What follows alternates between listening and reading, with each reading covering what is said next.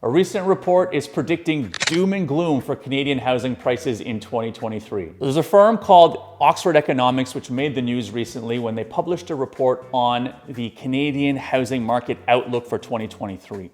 In their report, Oxford Economics predicted that Canadian housing prices would drop by 16% by the midway point of 2023. The report goes on to state that in a best case scenario, Canadian housing prices would only drop by 13% by the midway point of this year.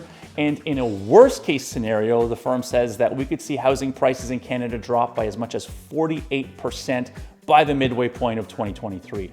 That would take us all the way back to 2014 levels. Now, of course, after the Oxford Economics Group published this report, a number of Canadian news media outlets took it and ran. We saw articles about the report in the Financial Post, the Toronto Star, and in a number of other places. The reality is that we see articles like this all the time about housing. It doesn't matter whether prices are up, down, sideways. The sad truth is that doom and gloom seems to be what sells clicks here. But here's the thing. Anytime you see one of these articles that makes very specific future predictions about the price of housing or anything else for that matter, I would strongly urge you to consider the three following things. The first thing to consider is that real estate markets are very localized. If you notice, anytime you read one of these articles, they always talk about the Canadian housing market. But the reality is that the Canadian housing market's not really a thing, right? Within Canada, we have a number of different real estate markets. We have the Ottawa market, we have the Toronto market, Vancouver market, the Montreal market, the Calgary market, the Charlottetown market, the Iqaluit market, and the list goes on and on.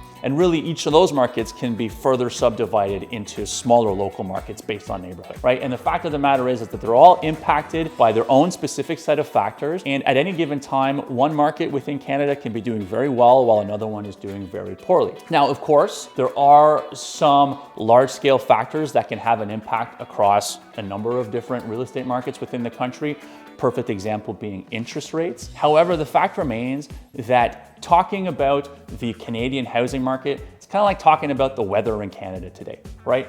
If someone came up to you and said, hey, how's the weather in Canada today? You'd probably think that person wasn't all that informed, right? And even if they told you, well, but I'm an economist, still not all that informed. Second thing to consider, any person who is able to consistently and accurately predict the future price of housing, or really any other commodity for that matter, would be filthy rich. Right? So here's a good litmus test. Anytime you meet somebody who tells you that they know for sure what the future price of a commodity is going to be to the decimal, right? The way that these Oxford economics analysts portend to do with regards to Canadian housing, just ask that person one simple question. Are you a billionaire?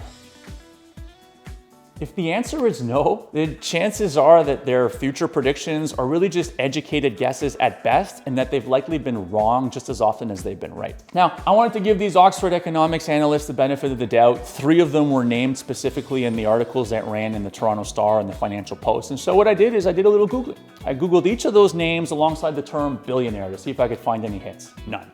And then I thought to myself, oh, well, that's stupid. I Googled each of their names alongside the term trillionaire, still no hits. And then the same thing happened when I tried their names alongside kajillionaire, gazillionaire, gajillionaire, bazillionaire, nothing. And then I tried millionaire, still nothing, all right? Now, I'm not making fun of what someone does to earn their living. I'm not making fun of what they earn. However, ask yourself, if you had the ability to predict the future, would you really be slaving away in some cubicle putting together economics reports? I certainly wouldn't. The third thing to remember when you're reading a report like this or an article like this is that data can always be interpreted in multiple different ways, right? At the end of the day, we're all clouded by our own biases, our own judgment, our preconceived notions. And so it's really easy to cherry pick certain data points and then to arrange them so that they tell the story we want them to tell. I'll give you an example. In this Oxford report, they point to the fact that we expect to continue experiencing supply chain issues and inflation throughout 2023 as reasons why housing prices will come down. Now, that may very well be true. However, it's also very easy to take the other side of that coin and to say that because we're going to have supply chain issues and because the cost of building materials is still extremely high, it's going to cost more to build homes. And so builders are going to have to charge more to make a profit, or they'll just stop building altogether until prices come down, which will further constrain what is an already limited housing supply in the country. Those things tend to put upward pressure on prices, not downwards. Now, at the end of the day, either one of those scenarios or something entirely different could play out. We don't know for sure. I just tend to be weary of any report that takes a hardline stance on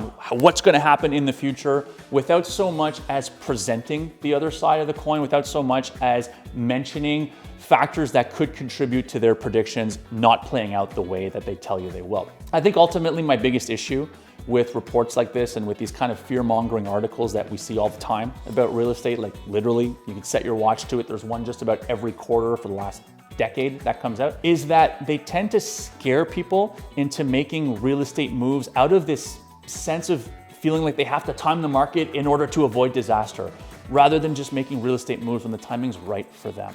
Right? Ultimately, price movements in real estate, especially when it comes to your primary residence, in my opinion, are a little overblown.